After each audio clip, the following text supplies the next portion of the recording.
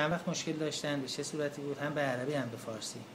صار له تقريبا شهر كامل ما يقدر يمشي وما يقدر يعدل راسه ودائما محني ظهره وراسه. حالا فارسیش هم بفرمایید.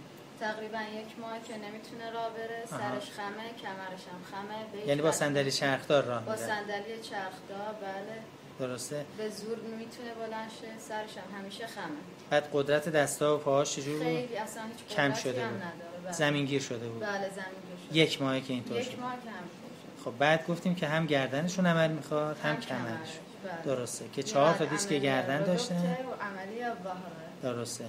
4 تا دیسک گردن داشتن که 2 تاش خیلی شدید بود، 2 تاش متوسط بود. درست. و دیروز 2 تاشو عمل کردیم به خاطر مشکلات قلبی و فشار خون بالا که داشتن و قند خیلی بالاشون 2 تاشو نتونستیم بیشتر عمل بکنیم چون بیهوشی دیگه اجازه نمیداد. خب اینم شما به عربی بگید. حالا هسه الحد هسه سوى عمليه الاثنين حدا يتخلى ظهره برقبته بلاتين لان ما قدر يسوي الاثنين الباقيات لانه قلبه ما يساعد.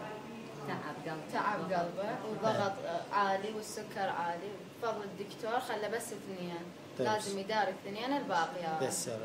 خب بعد الان چطور وضعیتشون؟ حالا حس و حرکتش چطوره؟ راه رفت یا نرفت؟ بله خیلی بهتره. احساس میکنه دستاشون آزادتر شده؟ دستش آزاده، بهتر. پاهاشون توانش بهتر شده؟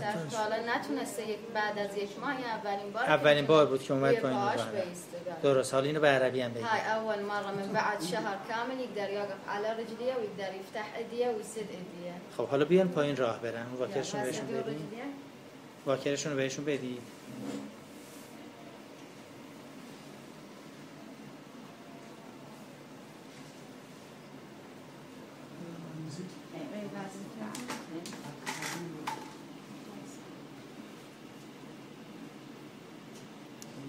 آرام با احتیاط بیار. یه پاشو بذار اون بالا، یه پاشو بذار پایین.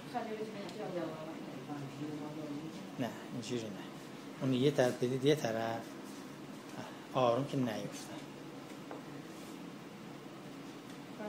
آروم. عجله نه. عجله نه. آفرین. آفرین. خیلی عالی. حالا صاف ایستید. قشنگ گردن رو صاف نگه دارن، کمرم صاف نگه دارن. صاف.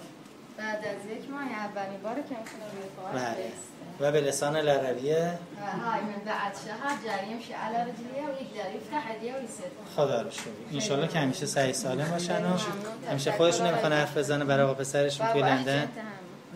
بگو پسرت میبینه این فیلمو. هاي اول مره انا جاي. انا اول مره جاي امشي والحمد لله بفضل الله والدكتور.